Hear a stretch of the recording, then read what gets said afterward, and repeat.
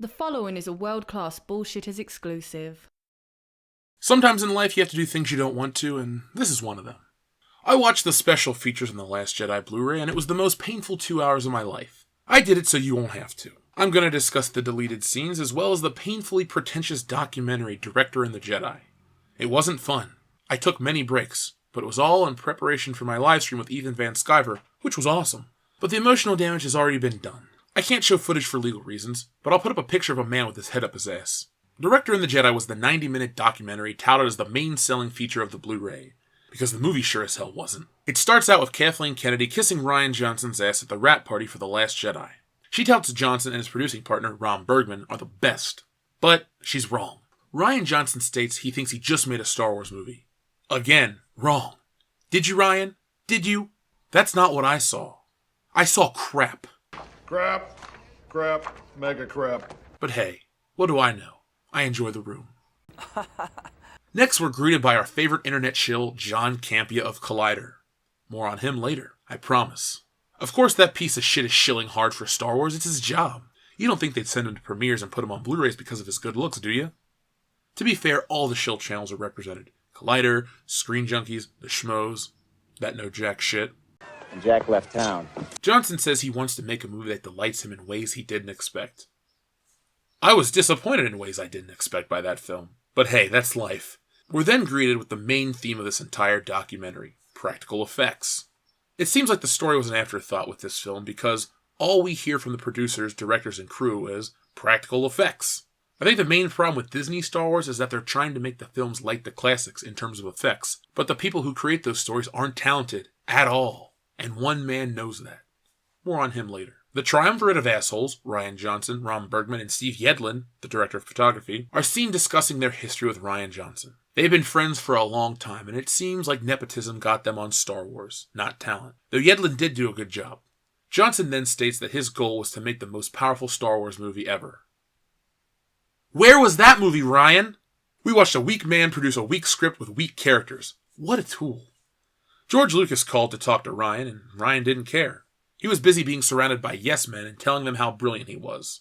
I guess George was worried what Rian would do to Star Wars. Sorry for your loss, George. Back to the old practical sets mantra, we learned that 120 sets need to be built for a shoot of 100 days.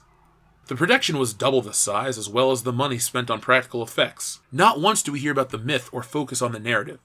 Every 5 minutes we're shown that sea cows were real and the space horse, Sporce, has real hair and animatronic faces for the actors to react to. Johnson and crew attempt to come off as martyrs for all the hard work that goes into the sets. I see this as a way to try and persuade those who hate the prequels to embrace the Disney Star Wars movies. See?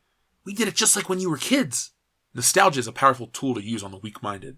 One mind this didn't work on was Mark Hamill. It's been well documented that Mark Hamill disagreed with the way they treated Luke Skywalker, and this documentary covers that quite well. I'm surprised they put it on there as many times as they did, but Lucasfilm did it in a taunting way. Good on them. By the end, Mark Hamill submits, and Lucasfilm was hoping the audience would too. It's this attitude that pisses me off more than anything. I'm not saying you have to please all of the fans all the time, but you should strive to most of the time, and Mark knew this. He still does, no matter what he claims to have changed his tune to. In terms of Carrie Fisher, the feature tiptoes around her while elevating her at the same time. Johnson seems to be in love with the character, and the documentary goes on to show her in a favorable, yet false way. They act like she was this wise, weathered queen, and I'm not talking about Leia. We know what Carrie Fisher was like. Well, they like to hire part of me, and so I have to get rid of the part they don't want. And so when I'm hired for Star Wars, every time they have hired about like 3/4 of the size that I am. But the narrative of this documentary attempts to spin it differently. The rest of the characters aren't well represented. Everyone's favorite, Rose Tico, was intentionally lame, Johnson is quoted as saying. She didn't feel like she belonged in a Star Wars movie. Well, he's not wrong for once. Benicio del Toro was meant to be like Han Solo. What? I think it's a fine indicator for his knowledge, or lack thereof, when it pertains to the Star Wars universe. Upon watching this train wreck, one thing became abundantly clear. Rian Johnson is an idiot. All of the complaints that the fans seemed to have were addressed by someone on the production, but Johnson ignored them because of his vision. No Star Wars movie with unchallenged creativity turns out well. For everyone who complains about the prequels, Johnson took the same approach with The Last Jedi. So when you're criticizing Lucas for the way he approached it, Johnson did it too. And crappier. Ron Bergman was a constant stream of support who only challenged the financials. What Rian Johnson needed was a Gary Kurtz to challenge his creative decisions and to refine the story a lot more. Rian was solely focused on his vision and he lost sight of the bigger picture. He shut out all doubts, doesn't listen to anyone else, and the worst part is, Lucasfilm allowed this. That just goes to show you how out of touch that place is. Everyone kept telling him how great his ideas were. Everyone coddled that man like a baby, and no one said no. I mean, this man is on record saying that the I am your father scene is equivalent to Rey finding out her parents were nobodies. Yeah, it's in this documentary. Those words came from his lips. So much of Canto Bight was cut out. So much money was wasted. His animal rights buffoonery caused a rift in the storytelling, and that just felt jarring. Nothing he did was good. Rian Johnson should be a cautionary tale for those obsessed with the auteur theory. You don't know what that is? It's a view of filmmaking in which the director is considered the primary creative force in a motion picture. That sounds great, but with a franchise like Star Wars, there's more to consider than some pretentious asshole with a scarf. We're now left with nothing to look forward to in the next film. The franchise seems like it's at an all-time low, yet we're about to get more. It's like that scene in Matilda where the kid eats the cake. Except this time we all end up like Mr. Creosote.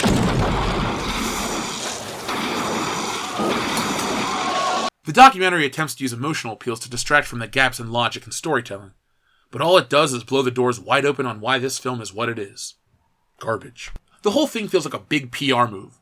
At the end of the day, Rian Johnson was a bad choice and we could all thank this woman for that. Yeah, I feel the same way too.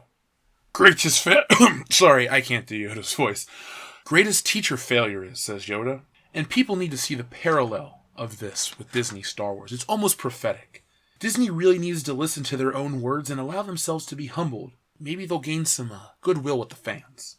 And now, let's talk about some of the deleted scenes, because if anyone thinks the deleted scenes can save this film, well, you're wrong. There's a scene between Finn and Poe. It gives Finn some depth, but it shows the lack of the timetable within the film. Causes more problems for me personally. There's a scene where BB-8 is trying to cheer up Finn by showing him a hologram of him and Rey. More awkward humor. There's a scene with Rey's blaster. More awkward humor. Now here is a really good deleted scene. A ship lands on the island of Ahch-To. Luke tells Rey that it's a tribe of people that have come to the island to ransack it.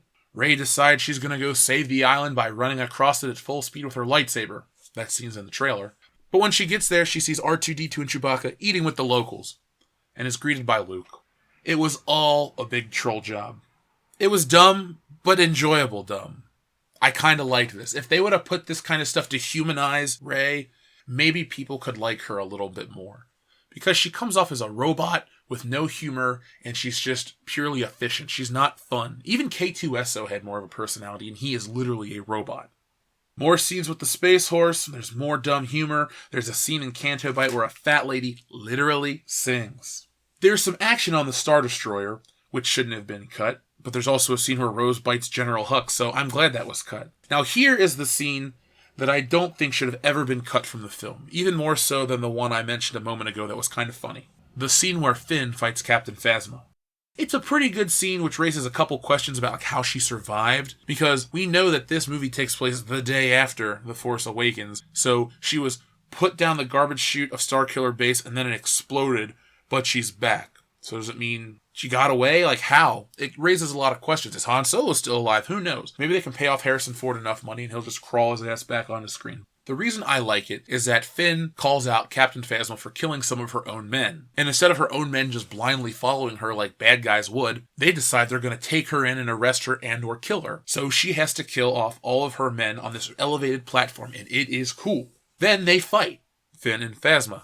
And the fight's alright. But what's really cool is that Finn chops off Phasma's hand and then throws her off this platform and kills her. It's a much better death than the stupid rebel scum line. That kind of stuff just feels forced to me. It doesn't feel organic. This one was kind of cool. I thoroughly endorse it. It's the best part of the movie you didn't get to see, and it's better than 99% of the actual movie that you paid to see. So Disney is hiding the best shit behind a paywall. Sounds familiar. There's a scene of Rey and Chewie on the Falcon, which is completely useless. It adds nothing. It's just them flying. So they spent time to CGI that for God knows why. But there's a lot more on Canto Bight. There's a scene where they fall, I think it's Rose Tico Taco, and Finn, they fall through a ceiling as they're running away on the space horses, and some fat little guy is like getting a massage or something and he falls down, so there's more weird humor. There's just a lot of money spent on these suits and effects that we didn't see on the film. And that is really stupid. Say what you will about Star Wars, the original one, and if you're saying anything to me, it better be all high praise. But the cantina scene was incredible and effective. You never once knew that if you turned your head to the right slightly, you'd see set lights or you'd see the seam of a character's mask. No, all you saw was an alien world right in front of you with a crazy musical score, and it was smoky and dangerous and scary, and some dude got his arm chopped off, and then you find Han Solo and you go off to space. They put so much effort into Canto Bight, which is the scene everyone seems to hate. And it just goes to show that Rian Johnson's vision wasn't for Star Wars, but for a weird cautionary tale about capitalism and a circle jerk about animal rights. And it just is bad. So that was really it for the deleted scenes. Like I said, I couldn't really show you guys any of the images because one, it's on Blu-ray and I don't have a Blu-ray drive on my computer. And two, I don't really want to get a copyright strike for showing some Star Wars footage that I shouldn't have shown. So just know that what I've told you is accurate. You can look it up. Don't buy it. And be better off that you still have that $25. While we're talking about The Last Jedi Blu-ray, let's look into the sales really quickly. And it looks like it's making a fuckload of money. So over on Variety.com, they have an article titled Star Wars The Last Jedi Easily Tops DVD Blu-ray Disc Sales Chart. Blu-ray Disc accounts for 80% of The Last Jedi's disc sales. Walt Disney Studios Home Entertainment Star Wars The Last Jedi debuted atop the national home video sales chart by a wide margin, ending on the week of March 31st. The article goes on to tout that it's the #1 release and how well everything else is doing in the top 5, but it doesn't actually give numbers, and it doesn't actually give a way to compare it to The Force Awakens or Rogue One's Blu-ray sales. So without numbers, we don't know. But this is why I didn't jump the gun and make Star Wars The Last Jedi Blu-ray sales videos, because you knew that this movie was going to make bank on home video. We can't really quantify the way the home video sales are and the way things are stocked on the shelves at the stores. I know how the toys work, and you can tell when something sat there, but the Blu-ray release, essentially, is going to be from the same printing, so they may sell 1 million in your local Walmart and then replace it with another 1 million that never move again, and it looks like those have never sold, but they've sold them. With the Star Wars toys, they change up the boxes, do X, Y, and Z. They come out in certain waves, and then they move on to the next one. So the Blu-ray is a product that they can continually produce the same exact thing for, same UPC, constantly, and no one will ever know or care because it's one tactile product that it's it. That's all there is. With the toys, like I said, they always are changing it up. So when I saw something on the shelf from 2 years ago, I know, because I know how they release stuff, that it's the exact same thing. No new figure. So there you go. People did go out and buy this.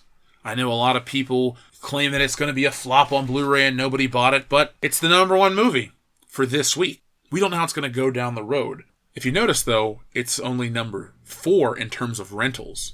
People aren't renting it as much. Yes, people are buying it. But if we're looking at the top sales chart again, let's look at some of the stuff that's on there. Spider-Man Homecoming is #15. That movie came out on Blu-ray last year. Hell, it came out in theaters almost a whole year ago. 9 months. Jumanji from 1996. 95? I don't know years anymore. What year is it here? Spock, tell me, why? Anyway, the original Jumanji starring Robin Williams is on this list, as well as Thor Ragnarok, and the Lady and the Tramp Signature Collection, as well as The Lion King, and Cloudy with a Chance of Meatballs too. So, if we really look into this list, the stuff that's selling is really old stuff. So Star Wars is beating old movies at the same time. So the more I look into this list, I don't know how to feel about it. We got to look further down the road, and we'll have to see how this is marked down on Black Friday, and if we find it in discount chains like we did with The Force Awakens. Like I had said before, I had never seen a Star Wars film get released in a discount chain while it was still relevant. Actually, I've never seen a Star Wars movie at a discount chain. I never had seen Star Wars merchandise at a discount chain until Disney picked it up. So that just goes to show you how little value it has. Not to get on my high horse and talk about my lawn and all that shit, which you kids should stay off of, but honestly, just a few years ago, before Disney had this stuff, Star Wars products were always sold at full price, and they always sold. The movies rarely went on sale. That Blu-ray box set, the original one in the tan box, I got it on sale for $90, and it was normally like $110 or something. I had never seen it go much lower. And I don't even know if it goes too much lower now, but I know you can get them individually for $20 a piece. So if you don't want to make the investment, you don't have to. But when Lucas was in charge, you had to buy the entire saga to get the special features and all that shit. So I don't know if that's good, I don't know if that's bad, but that just goes to show you the power that brand held. So that's really it to say about the Blu-ray. There's nothing else to say. I'm sure the picture quality is nice. I'm sure from a technical standpoint, it's an excellent release. But I only got it for the Ethan Van Sciver review. So say what you will about that. But it was a lot of fun, and it helped me make a friend in somebody really cool. So, folks, tell me your thoughts on The Last Jedi Blu-ray. What did you think about the documentary I talked about? Did any of the special deleted scenes sound good to you? Do you feel like they should have been in the movie? How would you cut up The Last Jedi to make it watchable? Me, personally, I'd go back to the master, and I'd burn it, and it wouldn't exist. And that's how it'd make it watchable for me. But I'm sure there are other ones out there with more interesting ways to deal with The Last Jedi on Blu-ray. Speaking of, I got a copy of The Last Jedi Blu-ray I gotta get rid of. I can't really find my receipt, so I can't return it to the store. So I'm thinking I should destroy it somehow on camera. So what do you guys think? Fire, washing machine, firing squad, hurricane, tornado, volcano? Should I grind it up and feed it to somebody like somebody suggested on the podcast? Tell me down in the comments what you guys think I should do with my Last Jedi Blu-ray copy. I'd like to fling it into the sun, but I need a ride, so tell me if you can help me out. If you like this video, make sure you give a thumbs up, share it, and tell everyone about World Class Bullshitters. We're growing, and it's all because of you wonderful people, so thank you very much for that. If you're a super fan of this channel and you have the means, join our Patreon page. $1 a month goes a long way, gets you tons of digital content, but $5, which is only 17 cents a day, goes a lot further. You get access to all the digital content, plus an exclusive digital poster, and the higher you go up in tiers, the more involved you get in the show. You can actually be on the show. We'll send you a t-shirt, we'll send you posters, we'll send you all kinds of awesome stuff, because to show you that we love you, and we want to thank you for helping us out and helping us make this channel grow, because this is a group effort. There's 4 of us on the channel, and about 28,000 and change of you out there that's helped making it happen in the real world. So we just want to let you know how thankful we are to all the fans, to all the friends of the show, and we're going to continue to do this forever. I'll be back later in the week with more content here on World Class Bullshitters, and as I said in the other previous video, coming this Thursday night, we're going into Avengers mode. Because as a fan of movies, as a fan of comic books, and a fan of comic book movies, I cannot wait for next week. I'm a Marvel and Avengers fan, and if it sucks, be prepared to hear me mourn it for a while. But hopefully it doesn't suck, and this Thursday night, we're going to be talking about the history of the MCU and the stuff that didn't suck. So if you want to get involved with that podcast, rank your top 3 Marvel films, shoot us an email at worldclassbs@mail.com, thebestmail.com. Go down to the comments, join it on our Facebook page, and post it there. By the way, we have 2 Facebook pages. You should be a part of it because we have an awesome community of almost 1,000 people at this point, and it is thriving. It is a place where you can go and talk about movies, games, everything in a really cool environment. So make sure you do that, and make sure you just stay tuned to World Class Bullshitters, because we are the epitome of pop culture, and we thank you for watching.